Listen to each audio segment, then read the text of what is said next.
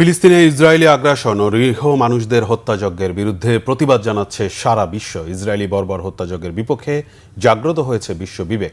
সেখানে ফিলিস্তিনিদের পক্ষে নিয়ে ইসরায়েলের গণহত্যার বিরুদ্ধে সামাজিক যোগাযোগ মাধ্যমে প্রতিবাদ মুখর হয়েছেন বাংলাদেশের ক্রিকেটাররাও। 2023 সাল থেকে ফিলিস্তিন ও গাজায় ইসরায়েলি আগ্রাসনে এ পর্যন্ত প্রায় 20,000 শিশুসহ 50,000 ফিলিস্তিনি মর্মান্তিক হত্যাকাণ্ডের শিকার হয়েছেন। পৃথিবীর শান্তিকামী মানুষজন এই মানবিক বিপর্যয়ে ফিলিস্তিনিদের পাশে দাঁড়িয়েছেন। ফাস্ট বোলার নাহিদ রানা আগের দিন ফেসবুকে এই হত্যাকাণ্ডের প্রতিবাদে একাধিক ছবি পোস্ট করে লিখেছেন, এই নিষ্ঠুরতার ভার আমাদের সবার উপর। একদিন আমাদের সবাইকে ইতিহাসের কক্ষে দাঁড়াতে হবে। সোমবার মুশফিকুর রহিম, মাহমুদুল্লাহ রিয়াদ, তাসকিন আহমেদ, নুরুল হাসান সোহানরা ফিলিস্তিনের পক্ষে নিজেদের সহমর্মিতা প্রকাশ করেছেন। তাসকিন লিখেছেন, একজন মানুষ ও মুসলমান হিসেবে আমি ফিলিস্তিনের নির্যাতিত মানুষের পাশে আছি। শান্তি, ন্যায় বিচার ও মানবতার জয় হোক এই প্রার্থনা।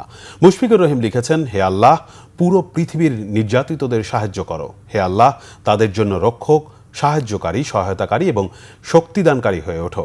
মাহমুদুল্লাহ রিয়াদ আল্লাহর একাধিক গুণবাচক নাম উল্লেখ করে ফিলিস্তিনিদের রক্ষা এবং বিজয় অর্জনের জন্য দোয়া করেছেন। পেসার শরীফুল ইসলাম আল কোরআনের আয়াত উদ্ধৃত করে লিখেছেন, যে ব্যক্তি একটি নির্দোষ মানুষকে হত্যা করে সে যেন গোটা মানব জাতিকে হত্যা করল। ফিলিস্তিনিরা আমাদের ভাই, ওদের জন্য দোয়া করুন, গর্জে উঠুন, অন্যায়ের বিরুদ্ধে থাকুন।